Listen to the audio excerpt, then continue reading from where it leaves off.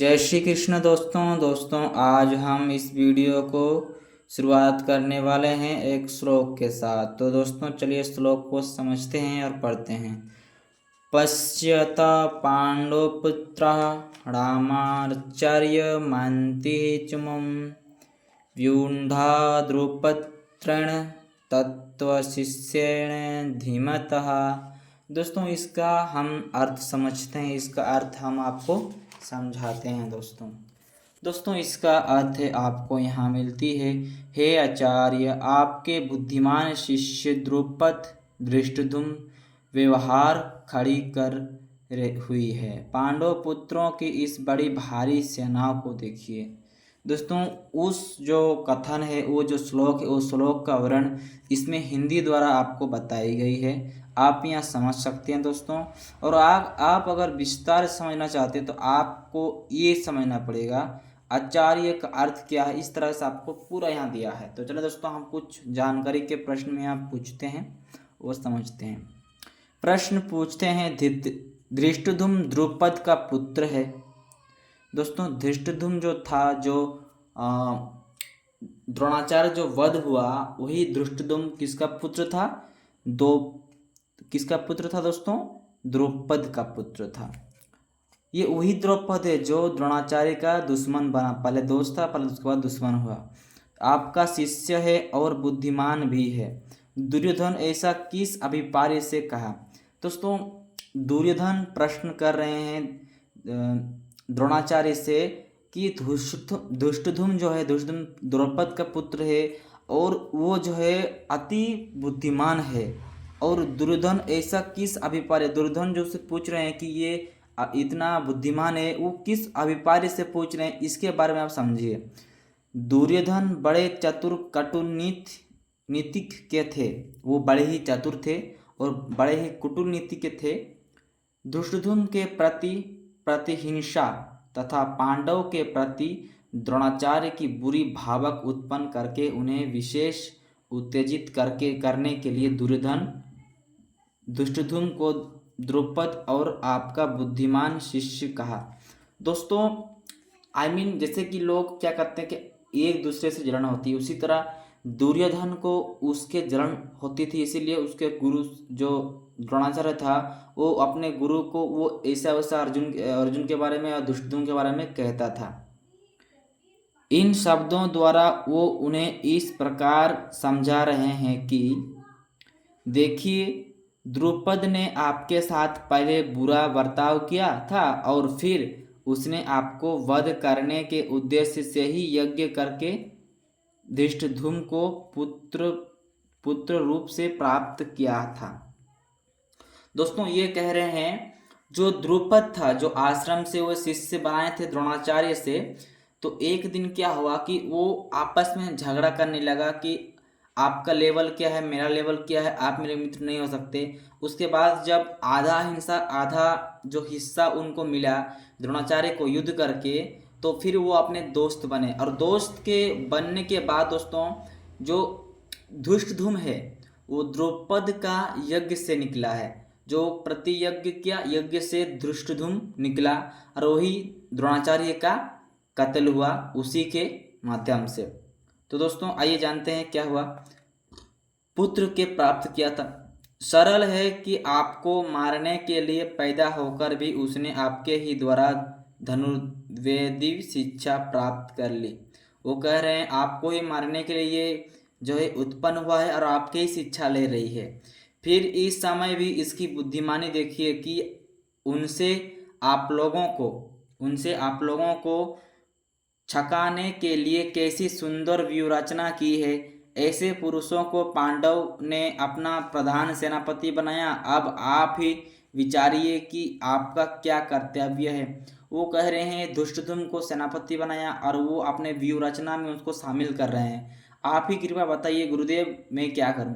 कौरव सेना 11 अक्षिणी थी और पांडव सेना केवल 7 ही अक्षिणी थी। यानी कि दोस्तों अक्षिणी का भी एक बहुत ही माध्यम है। आप अभी नहीं समझेंगे, आपको बताने से नहीं समझेंगे, आपको अगले श्लोक में बताऊंगा अक्षिणी के मतलब क्या है। फिर दुर्योधन ने उसको बड़ी भारी महती क्यों कहा और उनसे उसे देखने के लिए आश्चर्य से क्यों अनुरोध किया। दोस्तों, जब उनको सेना देखा दुर्योधन तो अचंभित हो गया और अचंभित होके आश्चर्य से वो देखने लगा और अपने गुरुदेव को कुछ विशेष कहने लगा। संख्या में कम होने पर भी वज्र हेतु कारण पांडव सेना बहुत ही मालूम होती थी। दूसरी यह बात थी कि संख्याओं में अपेक्षाकृत सबलक होने पर भी जिसमें पूर्ण सुव्यवस्था होती है वो सेना विशेष शक्तिशालिनी समझी जाती है। इसीलिए दुर्योधन कह रहे हैं कि आप इस व्यवहार खड़ी की हुई सुख्या स्थित महंती सेना को देखिए और ऐसा उपाय सोचिए जिससे हम लोग विजय हो। वो कह रहे हैं, दुर्योधन कह रहे हैं द्रोणाचार्य से, हे गुरु, आप इनका खड़े बड़ी सेनाओं को देखिए और आप अपना कुछ व्यूह रचना करिए जिससे हम लोग का विजय हो। उससे कुछ संबंध किया है।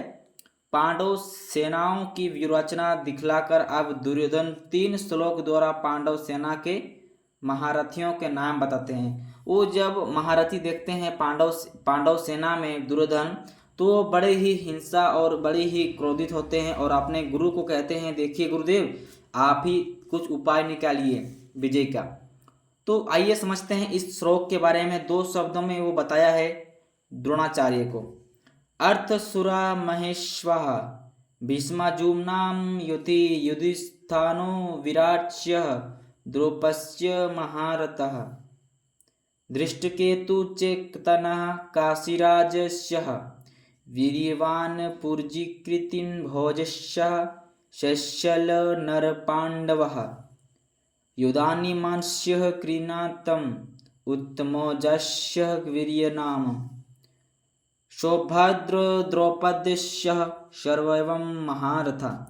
दोस्तों, इसका अर्थ आपको यहाँ मिलेंगे, काफ़ी बड़ा है, अभी आप नहीं समझ पाओगे। दोस्तों, आप यहाँ विस्तार से अगर समझेंगे तो आपको बड़ी ही टाइम लगेगी। इसका मैं खुद छोटा सा श्लोक आपको मैं सुन देता हूँ।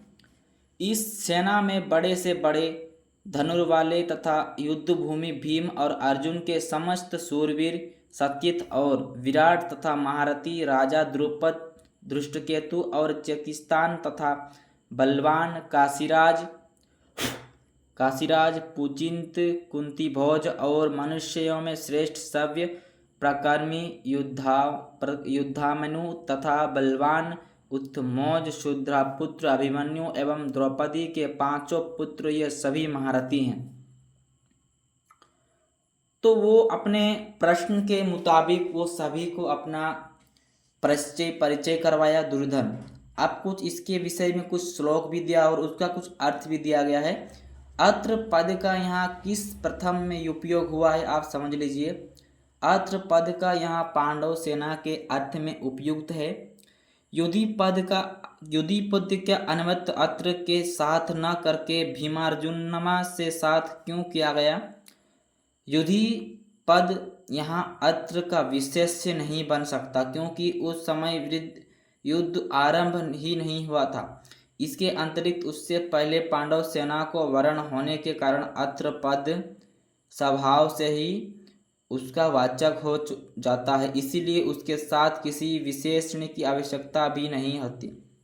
भीमार्जुन क्षमा के साथ युधि पांडव अवतरण करके यो भाव दिखलाया है कि यही जिन महारथियों के नाम लिए गए हैं वे पराक्रम और युद्ध धामों में भीम और अर्जुन की ही समता रखते हैं। युवक्त, विराट, द्रुपद, धृष्टकेतु, चिकितान, काशीराज, पुंजित, कुंतीभोज, शैश्य, यामानु, युधामन्यु और उत्तमौजा कौन थे। दोस्तों, इसका वर्णन आपको अगला वीडियो में बताऊंगा। आई होप आप इसके बारे में समझ पाए हैं। दोस्तों, अगर आपको हमारे इस वीडियो अच्छा लगा तो एक लाइक और सब्सक्राइब जरूर कीजिए। हरे कृष्ण कृष्ण आपको सुरक्षित रखे और आप भी ऐसे अनेकों ग्रंथ को पढ़िए। जय श्री कृष्ण।